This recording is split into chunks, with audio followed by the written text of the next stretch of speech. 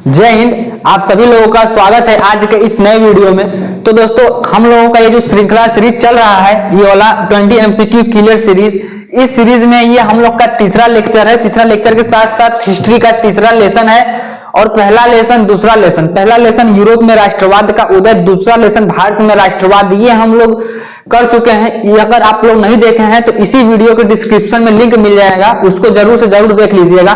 चलिए आज के इस वीडियो को हम शुरू करते हैं और आज के इस वीडियो में हम हिस्ट्री के तीसरे लेसन भूमंडलीकृत विश्व का बनना, the making of a global world, इसको हम लोग डिस्कशन करते हैं। और इसमें प्रीवियस ईयर क्वेश्चन में मतलब इस चैप्टर से प्रीवियस ईयर में आए हुए क्वेश्चन को हम लोग ध्यान से देखेंगे और समझने का पूरा प्रयास करेंगे। बस आप लोगों से यही रिक्वेस्ट है कि लास्ट तक इस वीडियो में बने रहिए और अगर आपको अच्छा लगता है तो आप इस वीडियो को लाइक करिएगा, चैनल को सब्सक्राइब करिएगा। चलिए वीडियो को शुरू करते हैं और पहले क्वेश्चन की तरफ चलते हैं। पहला क्वेश्चन है, अंतरराष्ट्रीय मानव अधिकार दिवस कब मनाया जाता है? अंतरराष्ट्रीय मानव अधिकार दिवस कब मनाया जाता है? देखिए ऑप्शन में दिया है 10 दिसंबर, 5 सितंबर, 14 नवंबर, 15 अगस्त। तो हम सभी को बताते चलते हैं। देखिए 15 अगस्त के दिन हम क्या मनाते हैं? स्वतंत्रता दिवस। स्वतंत्रता दिवस। और 14 नवंबर के दिन हम क्या मनाते हैं? बाल दिवस। बाल दिवस, चिल्ड्रंस डे, ठीक है। और 5 सितंबर को हम क्या मनाते हैं? हम टीचर्स डे। 5 सितंबर को मनाते हैं टीचर्स डे, जुबान से नहीं निकल रहा है, शिक्षक दिवस। हाँ, टीचर्स डे, ठंडी में जुबान भी फिसल जाती है। 10 दिसंबर क्या मनाते हैं? मानव अधिकार दिवस। मानव अधिकार दिवस, ठीक है। तो ह्यूमन राइट्स डे कब मनाते हैं हम लोग? 10 दिसंबर को। ह्यूमन राइट्स डे कब मनाते हैं? 10 दिसंबर। तो आपको ये ध्यान रखना है। और हम लोग कब से मनाते आ रहे हैं? 1948 से हम लोग ये मनाते आ रहे हैं, ये भी ध्यान दीजिएगा। चलिए अगला क्वेश्चन है, विश्व व्यापार संगठन की स्थापना कब की गई? देखिए विश्व व्यापार संगठन की स्थापना 1995 में की गई, ठीक है। और 1992 किस लिए इंपॉर्टेंट है? इसमें पृथ्वी सम्मेलन हुआ था। विश्व पृथ्वी सम्मेलन कहां पर हुआ था? ये हुआ था रियो डी जेनेरो, ब्राजील का एक शहर है Rio de Janeiro. Rio de Janeiro में, रियो डी जेनेरो में हुआ था, ब्राजील के शहर में। ये किस लिए हुआ था? सतत पोषणी विकास के लिए। ये इसका जो विषय था सतत पोषणी विकास का था। चलिए अगला क्वेश्चन, तीसरा क्वेश्चन है, सूची 1 को सूची 2 से सुमेलित कीजिए। देखिए इस प्रकार के क्वेश्चन को करने का मैं एक तरीका बताता हूं आपको। देखिए इसमें क्या होता है, आप सभी क्वेश्चन पर ध्यान मत दीजिए, आप इसमें देखिए कि हमको आ कौन सा रहा है क्वेश्चन, ठीक है। जैसे कि मान लीजिए आपको इसमें से हमको आ रहा है कि प्रथम विश्व युद्ध प्रारंभ कब हुआ? हमको पता है 1914 में प्रारंभ हुआ, ठीक है। तो हम इसमें से खोजेंगे 1914 कहां है? 1914 देखिए तीसरे में है, तो मतलब बी का तीसरे से। अब ऑप्शन में देखिए कि बी का तीसरा कहां है, तो देखिए भैया बी का तीसरा पहले में मिल गया। तो अब दूसरा में भी देखिए, इसमें बी का चौथा है, बी का दूसरा, बी का पहला। अब एकदम क्लियर होगा कि ऑप्शन क सही होगा। जिसको ये भी नहीं पता है वो दांत चियारेगा। चलिए अगला क्वेश्चन देखते हैं। अगला क्वेश्चन है, निम्नलिखित में कौन सुमेलित नहीं है? बोल रहा है कि इसमें से कौन सा सुमेलित नहीं है, कौन सा गलत है? देखिए विश्व व्यापार संगठन 1995 अभी बता कर आए हैं, ये तो सही है, ठीक है। अंतरराष्ट्रीय मानव अधिकार दिवस 10 दिसंबर, ये भी सही है। हार्डिन की सूत काटने वाली मशीन, हार्डिन नहीं होगा, इसका नाम है हरग्रीव्स। इसको हम अभी बना देते हैं। हार्डिन नहीं, इसका नाम है हरग्रीव्स की सूत काटने वाली मशीन। हरग्रीव्स की सूत काटने वाली मशीन का आविष्कार 1885 में नहीं, 1885 में क्या हुआ था आप लोग बताइए? कांग्रेस की स्थापना हुई थी, ठीक है। कांग्रेस क्या होगा? हरग्रीव्स की सूत काटने वाली मशीन 1885 में नहीं बनी थी। ये कब बनी थी? 1885 नहीं, ये बनी थी आपका 1764 ईस्वी में। 1764 ईस्वी में। अभी हम आपको हरग्रीव्स की सूत काटने वाली मशीन दिखा रहे हैं। आर्थिक महामंदी का प्रारंभ 1929 से हुआ और ये कब समाप्त हो गया? 1934 में। लेकिन बाबू इसका प्रकोप देखने के लिए 1939 तक कहीं ना कहीं मिल जा रहा था। चलिए हम आपको दिखाते हैं कि हरग्रीव्स की स्पेलिंग जेनिंग जो मशीन है वो कैसी दिखाई देती थी। हरग्रीव्स की स्पेलिंग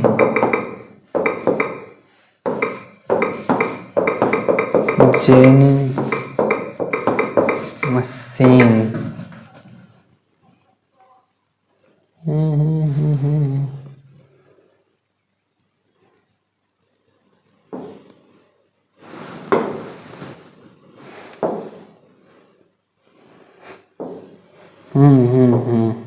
ये वाला देखिए, इससे सूत काट करके, मतलब कपड़ा से कपड़ा बनता था, इससे सूत काट करके, इसको बोलते हैं स्पिनिंग जेनिंग मशीन।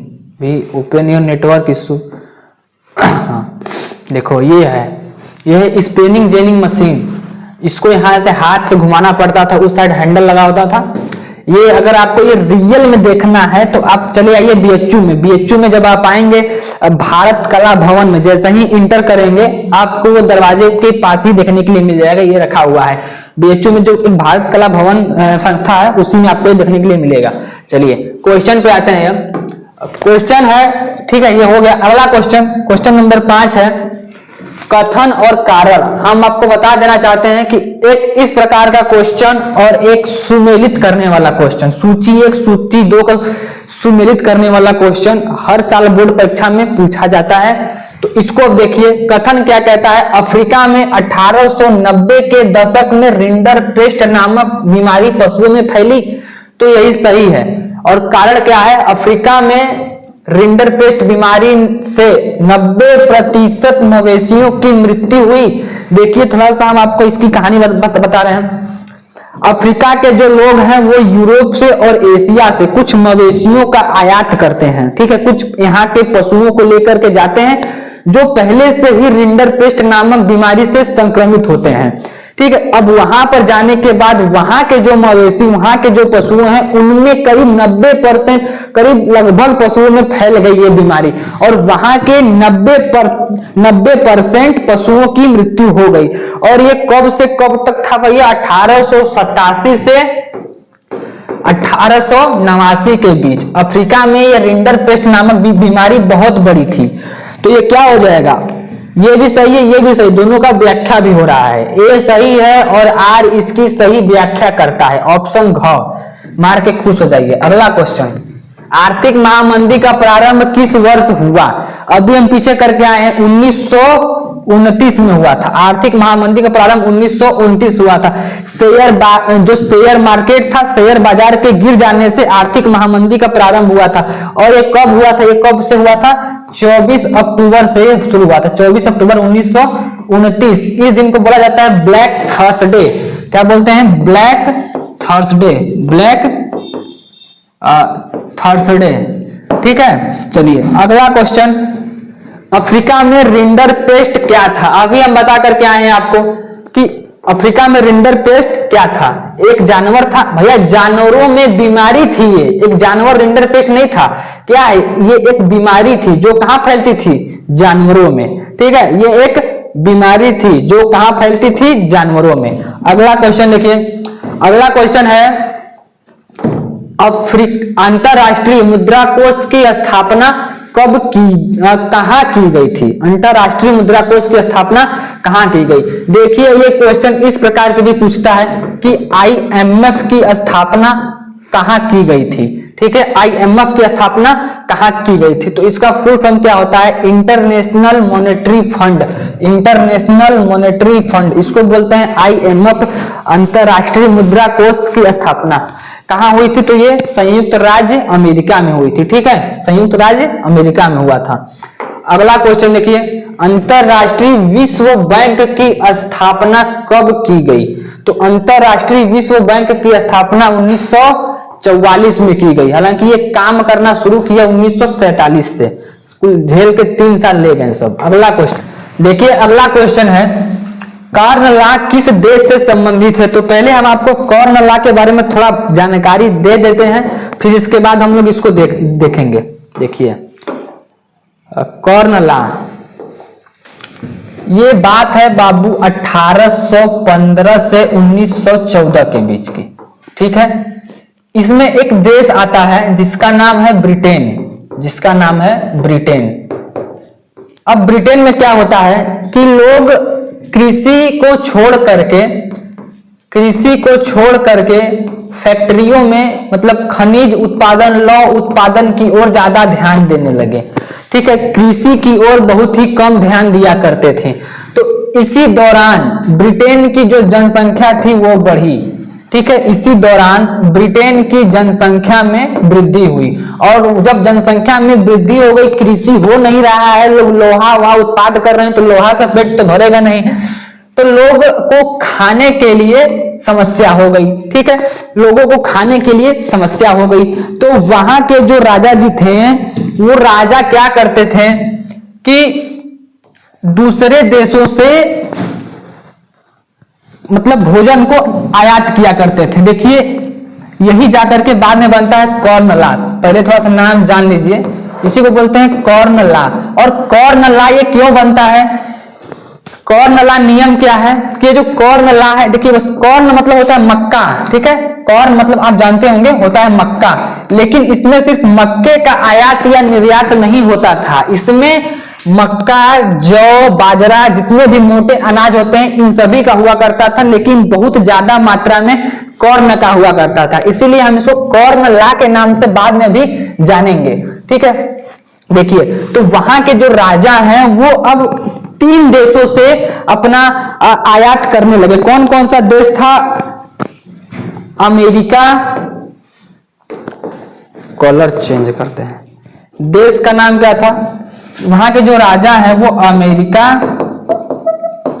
और रूस और ऑस्ट्रेलिया, इन 3 देशों से जो कॉर्न को आयात किया करते थे, ठीक है। लेकिन वहां के जो जमींदार थे वो लोग शासक से सिफारिश कर शासन या सरकार उस समय जो भी राजा थे उनसे सिफारिश कर बोलने की राजा जी अभी जो आप आयात निर्यात अभी आप जो आयात कर रहे हैं मक्का का इन देशों से, आप उसको स्थगित कर दीजिए, उसको बंद कर दीजिए, हम लोग अपना मक्का खुद उगाएंगे। अब तो वहां के जो बड़े बड़े जो भूस्वामी थे वो लगे मक्का उगाने, लेकिन वहां की जो गरीब, वहां की जो ब्रिटेन की जो गरीब जनसंख्या थी, वहां के जो गरीब लोग थे उनको ये लोग बहुत ही महंगे दामों पर बेचा करते थे। जो वो लोग अपने यहाँ उत्पादन करते थे मक्का या मोटे अनाज, उसको ये लोग महंगे दामों पर गरीबों को बेचा करते थे, अधिक टैक्स लगा करके।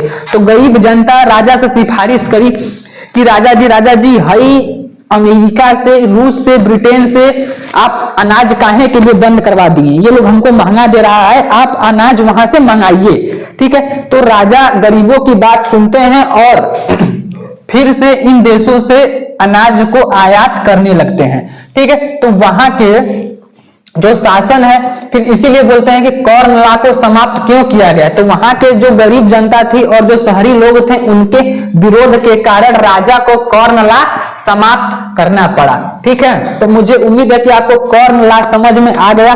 चलिए क्वेश्चन क्या पूछ रहा है कि कॉर्न लॉ किस देश से संबंधित है? तो ये ब्रिटेन से संबंधित है, ठीक है। चलिए अगला क्वेश्चन देखते हैं। अगला क्वेश्चन है अंतरराष्ट्रीय मुद्रा कोष की स्थापना किस सम्मेलन में हुई? अंतरराष्ट्रीय मुद्रा कोष की स्थापना किस सम्मेलन में हुई? तो देखिए ब्रेटन वुड्स सम्मेलन, इसकी स्थापना ब्रेटन वुड्स सम्मेलन में हुई थी। एक संस्था है ब्रेटन वुड्स सम्मेलन, यहीं पर हुई थी। चलिए अगला क्वेश्चन है रिंडरपेस्ट नामक बीमारी 1890 के दशक में या फिर ईस्वी में कहां से फैली थी? कहां थी ये? अफ्रीका में थी, ठीक है। कहां थी? अफ्रीका में। वहां के करीब 90% जो मवेशी जानवर थे, वहां के जो 90% जो मवेशी थे उनको इन्होंने मार दिया था, जो रिंडरपेस्ट नामक बीमारी है। अगला क्वेश्चन है विश्व व्यापार संगठन की स्थापना कहां पर हुई? वर्ल्ड ट्रेड ऑर्गेनाइजेशन, कभी कभी पूछ लेता है कि WTO की स्थापना कहां पर हुई? इसको बोलते हैं वर्ल्ड ट्रेड ऑर्गेनाइजेशन। तो ये कहां पर हुई थी? जेनेवा में हुआ था। ठीक है, कहां पर हुआ था? जेनेवा में। चलिए अगला क्वेश्चन देखते हैं। जीतने के लिए सेनाओं द्वारा प्रयोग किया गया सबसे शक्तिशाली हथियार कौन सा है? कौन सा है? थल सेना, नौसेना, रासायनिक हथियार या कीटाणु? तो ये कीटाणु हुआ करते थे। चलिए अगला क्वेश्चन। वह उद्योगपति जिसने 1920 के दशक में लागत को कम करने का निर्णय किया। वह उद्योगपति जिसने 1920 के दशक में लागत को कम करने का निर्णय किया, वो कौन था? वो भैया आपके थे हेनरी फोर्ड। Henry Ford. चलिए 1920 के दशक में तो बिल गेट्स तो आएंगे नहीं, तो ये बिल गेट्स तो ये आजकल के जो सब लड़का है वो सब बिल गेट्स मार के आएगा। अगला क्वेश्चन। कॉर्नलॉक से संबंधित देश है। कॉर्नलॉक किस देश में आया था? ये ब्रिटेन में आया था। ठीक है, ब्रिटेन में आया था। और इसमें किन देशों से आयात हुआ करता था कॉर्न का? 3 देशों से, ऑस्ट्रेलिया, रूस, अमेरिका। ऑस्ट्रेलिया, रूस, अमेरिका। अगला क्वेश्चन। निम्नलिखित में से किन राष्ट्रों को मित्र राष्ट्रों में शामिल किया गया है? किन देशों को मित्र राष्ट्रों में शामिल किया गया है? तो पहले थोड़ा सा हम आपको इधर बता देते हैं एक चीज। देखिए थोड़ा सा प्रथम विश्व युद्ध के बारे में हम लोग यहाँ पर आप अभी जान लेते हैं थोड़ा प्रथम विश्व युद्ध के बारे में। प्रथम विश्व युद्ध ये कब हुआ था भैया? ये 1914 से 1918 तक चला था। देखो अब ये किन देशों के बीच हुआ था? इसमें देखो 2 दल बने हुए थे। पहला था मित्र राष्ट्र, मित्र राष्ट्र, और दूसरा था केंद्रीय शक्तियां, केंद्रीय शक्तियां, एलाइड पावर और सेंट्रल पावर। एलाइड पावर और सेंट्रल पावर, इसको बोलते हैं एलाइड पावर, उसको बोलते हैं सेंट्रल पावर। अब बोलता है एलाइड पावर में कौन कौन से देश थे और सेंट्रल पावर में कौन कौन से देश थे। तो देखिए एलाइड पावर में क्या था? फ्रांस, ब्रिटेन, ब्रिटेन और रूस। फ्रांस, ब्रिटेन और रूस। हालांकि इसमें अमेरिका भी कुछ टाइम 1917 में जाकर के शामिल हो गया था। इसमें 3 मुख्य देश आते हैं और इसमें जो मुख्य देश था वो था जर्मनी, जर्मनी और Austria Hungary, Austria Hungary, Austria Hungary, और इसमें ऑटोमन साम्राज्य था। ऑटोमन साम्राज्य, इसमें तुर्की हुआ करता था, ऑटोमन साम्राज्य। ठीक है, इन 2 देशों के इन मतलब 2 समूहों के बीच युद्ध लड़ा गया। इसमें जो मित्र राष्ट्र है, ये जो मित्र राष्ट्र है एलाइड पावर, ये सेंट्रल पावर को पूरी तरीके से हराया।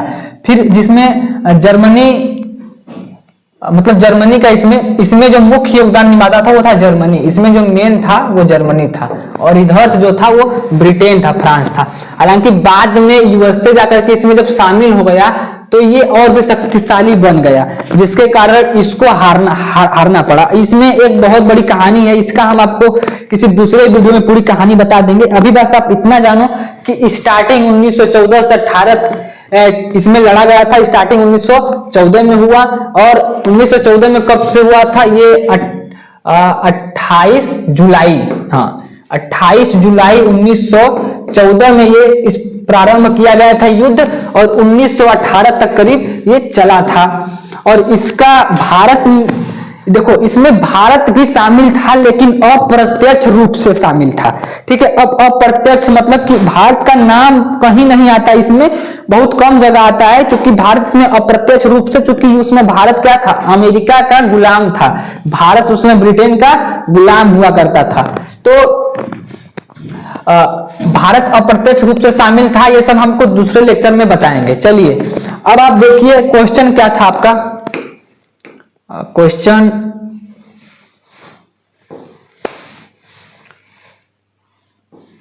कहाँ गया? क्वेश्चन हाँ,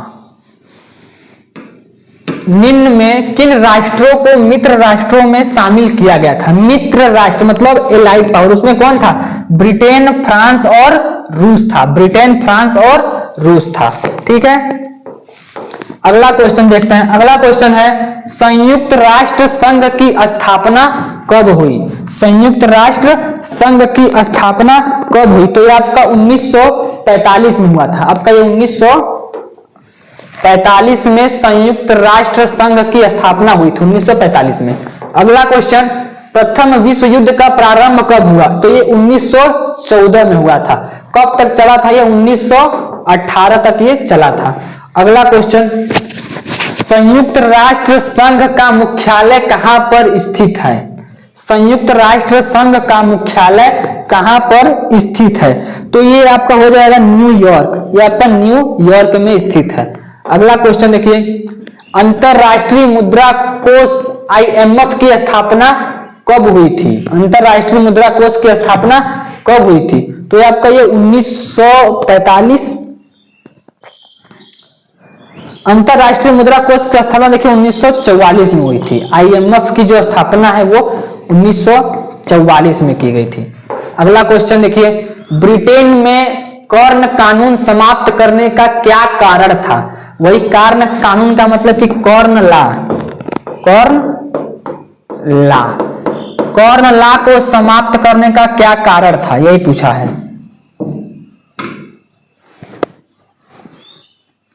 देखिए ऑप्शन क्या है, जनसंख्या में वृद्धि, कृषि उत्पादन में अधिकता, कृषि आयात पर नियंत्रण, उद्योगपति एवं शहरी लोगों का विरोध। तो क्या था? उद्योगपति एवं शहरी लोगों का विरोध था कि इसको बंद किया जाए, कॉर्न लॉ को। अगला क्वेश्चन, 1944 में ब्रेटन वुड्स सम्मेलन कहां आयोजित किया गया? जो ब्रेटन वुड्स सम्मेलन था वो कहां चालू किया गया था? वो अमेरिका में किया गया था। ठीक है, जो ब्रेटन वुड्स सम्मेलन था वो अमेरिका में किया गया था। अगला क्वेश्चन, 1929 में आर्थिक मंदी का मुख्य कारण क्या था? कृषि क्षेत्र में अधिक उत्पादन,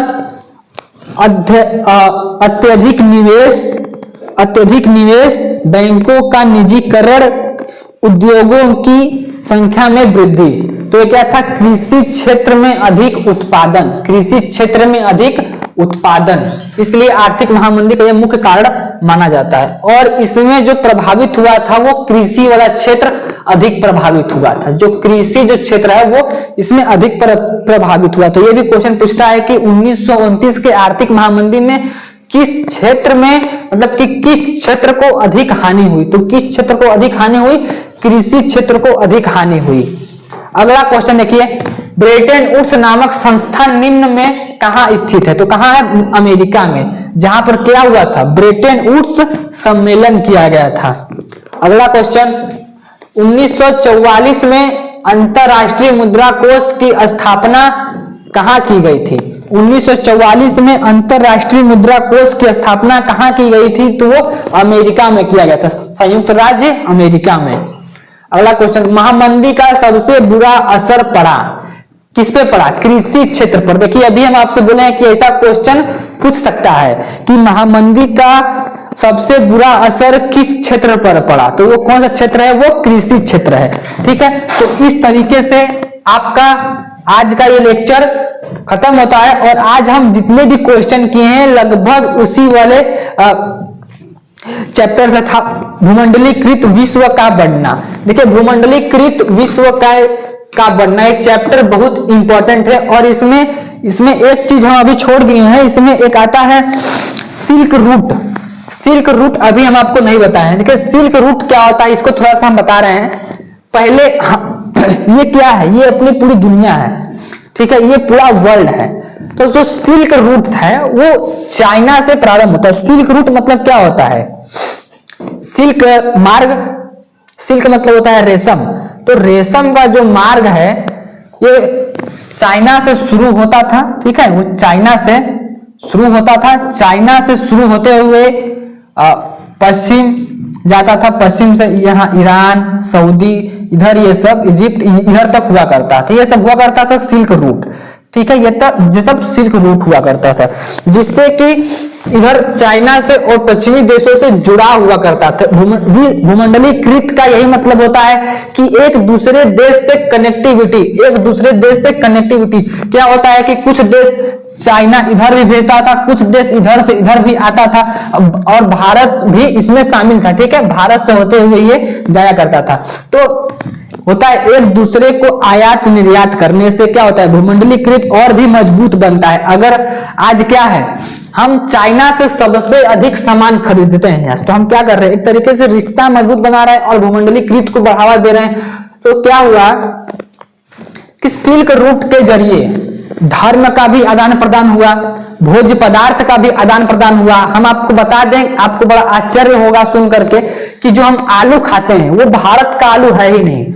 जो आलू खाते हैं ये आलू दूसरे देशों से आए हुए हैं। और हमारा जो धर्म है, जो बौद्ध धर्म है, बौद्ध धर्म और जो ईसाई धर्म है, ईसाई धर्म सबसे पहले कहां से आया था, ईसाई धर्म ये यूरोप से, यूरोप कंटिनेंट से ईसाई धर्म आपका आया था। तो ईसाई धर्म आज भी भारत में बहुत फैल गया, तो वो सब सिल्क रूट के ही जरिए आया था। और सब बोलते हैं कि नेपोलियन 1948 में, 1498 में कौन आया था भारत में, भारत खोज कौन किया था, Vasco D gamma. Vasco D gamma सब बोलते हैं कि 1498 में भारत का खोज किया था। तो हम बता दें आपको, भारत का खोज कोई नहीं किया, भारत का खोज बहुत पहले से हुआ है। 1498 में जो वास्को डी गामा था वो भारत का खोज नहीं किया था, वो भारत आने वाले रास्तों का खोज किया था। और सब बकलोल बोलते हैं कि भारत का खोज किया था। तुम्हारे दादा परदादा नहीं थे तब का भारत है। ठीक है, भारत का खोज कोई नहीं किया है, भारत पहले से है, जब तुम लोग नहीं पैदा हुए थे, तुम्हारे दादा नहीं, हम लोग भी कोई नहीं था। ठीक है, और एक था कोपरनिकस था, कोलंबस था, कोलंबस, हाँ कोलंबस था। ये निकले थे भारत का खोज करने, ये निकले थे भारत का खोज करने, और ये भाई साहब कर दिए खोज अमेरिका का। ये निकले थे यहां से, ठीक है, ये इधर स्वीडन से कि शायद इधर से, हाँ स्पेन से, पुर्तगाल, हाँ यहाँ से पुर्तगाल से, स्पेन से निकला हुआ था। इसको आना चाहिए भारत को खोजने इधर, तो ये घुस गया इधर। पहले क्या था देखिए, आप देख पा रहे हैं ध्यान से कि इधर का ये वाला एरिया, पहले हम थोड़ा सा गेज करते हैं कि जो ये वाला एरिया है एकदम अलग है।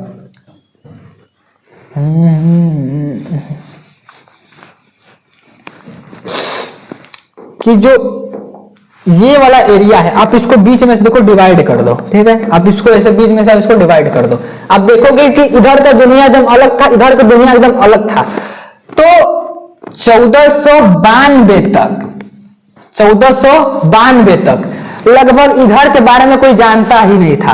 तो जो वो कोलंबस था वो स्पेन से निकला था, मतलब वो पुर्तगाल से निकला था भारत का खोज करने के लिए। लेकिन ये इसका जो डायरेक्शन है वो बदल गया और वो चला गया अमेरिका, इधर चला गया, अमेरिका महाद्वीप पे चला गया, यूनाइटेड स्टेट पे चला गया, इधर चला गया ये।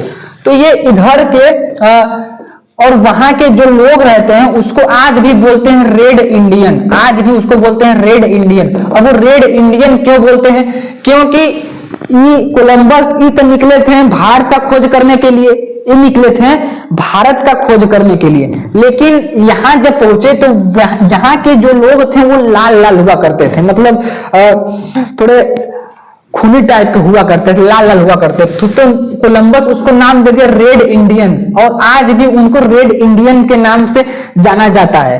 तो देखिए, भूमंडलीकृत विश्व का बनना में क्या होता है कि भूमंडलीकृत जो ज्यादा जो एक दूसरे से आयात हुआ है पहले के समय में, वो अधिकतर ये सिल्क रूट के माध्यम से हुआ है। ठीक है, अधिकतर ये सिल्क रूट के ही माध्यम से हुआ है। सिल्क रूट से हम धर्म का आदान प्रदान इधर से उधर किए हैं और वस्त्रों का भी किए हैं। पहले क्या होता था कि अगर हमको किसी देश से संबंध बनाना होता था तो हम ये करते थे कि आप हमारे संस्कृति को अपनाइए, हम आपके संस्कृति को अपनाएंगे, आप हमारे त्योहार को मनाइए, हम आपके त्योहार को मनाएंगे। आज जो ईसाई धर्म है वो इधर का नहीं है, वो उधर पुर्तगाल वगैरह से आया हुआ है। और उधर बौद्ध धर्म कहाँ है, बौद्ध धर्म का शुरुआत भारत में हुआ था, लेकिन इधर श्रीलंका वगैरह, इधर पश्चिम पूरब में हर जगह आपको बौद्ध धर्म देखने के लिए मिल जाएगा।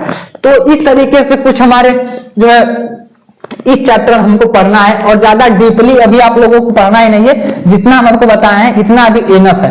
और बाद में हम सोच रहे हैं जब आप लोग का बोर्ड परीक्षा खत्म हो जाएगा तो हम एक SST का सीरीज चालू कर देंगे, जिसमें डेट वाइज और हर क्रांति हर युद्ध को अच्छे से समझेंगे। चलिए, और आज के इस वीडियो में बस इतना ही। मुझे उम्मीद है मैंने लास्ट में आप लोग को थोड़ा सा बताया, हालांकि ये मुझे पहले बताना चाहिए था इन सभी के बारे में, भूमंडलीकृत विश्व के बनने कैसे बना, इसमें सिल्क रूट क्या था, तो ये सब हमको आपको पहले बताना चाहिए था। बाद में हालांकि चाइना जो है सिल्क रूट अपना बंद भी कर दिया कि नहीं कोई आएगा नहीं कोई जाएगा यहाँ से, सिल्क रूट बंद भी कर दिया गया चाइना से। तो वो सब अलग मुद्दा है, वो सब अलग टॉपिक है। आपके एग्जाम के लिए इतना इनफ है, ठीक है। तो अभी आप लोगों को बस क्या करना है, आप लोग के एग्जाम में बहुत ही कम समय बचा हुआ है, और अपने एग्जाम को देखते हुए आप लोग अपनी तैयारी और भी जोरों शोरों से शुरू कर दीजिए। हम आप लोगों को ऐसे ही वीडियो देते रहेंगे। और आप अभी मुझे उम्मीद है कि आप लोग का जितना भी सिलेबस है सब खत्म हो गया होगा। आप बस ये काम करो कि अभी आप सिर्फ अनसॉल्व्ड क्वेश्चन लगाओ, अनसॉल्व्ड में जितने भी प्रश्न दिए हुए हैं आप उनको सॉल्व करो। अभी तो हालांकि देख कर सॉल्व करो, कहीं से मदद लेकर के सॉल्व करो, लेकिन जब आपका परीक्षा जब पास में आ जाए तो आप क्या करो कि एक अलग से शीट पेपर निकाल लो, 2 पेज निकाल लो और क्वेश्चन निकाल लो। हालांकि क्वेश्चन को किसी दुकान से प्रिंट आउट करवा के पेपर जैसा निकलवा लो। अब उसको एकांत में बैठ जाओ, ऐसा सोचो कि हम बोर्ड एग्जाम में बैठे हुए हैं और मात्र 3 घंटा है, 3 घंटे का स्टॉप वॉच लगा लो। 3 घंटे के स्टॉप वॉच से आप देखो कि हम क्या 3 घंटे में इसको कर पा रहे हैं। अगर आपको अधिक समय लग रहा है तो आप 5 से 6 पेपर करने में मैं आपको पूरी गारंटी देता हूं कि आप 3 घंटे के अंदर अंदर में ही कर लेंगे। और एक बात ये भी है कि जब भी टाइम बचे तो आपको रुकना नहीं है, आपको एक एक सेकेंड जब तक एग्जामिनर कॉपी लेने पास ना आ जाए तब तक आपको लिखते रहना है, कुछ ना कुछ लिखते रहो। देखो आपको एक हम, अगर आप यूपी बोर्ड से हो, हालांकि लगभग सभी बोर्ड में होता है, यूपी बोर्ड बिहार बोर्ड कहीं भी, अगर आपको कुछ नहीं आ रहा है ना, आप कॉपी भी लिखे हो ना फिर भी आपको नंबर लिखने के मिल जाएंगे, ठीक है। लेकिन आपको कुछ आना और न आने में बहुत अंतर होता है। और आप लोगों को बहुत सारे ताने भी मिलते होंगे कि पढ़ रहा है नहीं कुछ कर रहा है, तो उनसे बस एक बात कहिएगा कि जो लोग आपको बिगाड़ने की कोशिश कर रहे होंगे कि ये भी हमारे जैसा हो जाए हम भी, तो आप लोग उनसे बस एक बात कहिएगा कि अभी सूरज नहीं डूबा है, जरा सी शाम होने दो, कि अभी सूरज नहीं डूबा है, जरा सी शाम होने दो। और मुझे बदनाम करने का बहाना ढूंढती है दुनिया, मुझे बदनाम करने का बहाना ढूंढती है दुनिया, मैं खुद बदनाम हो जाऊंगा, पहले मेरा नाम होने दो।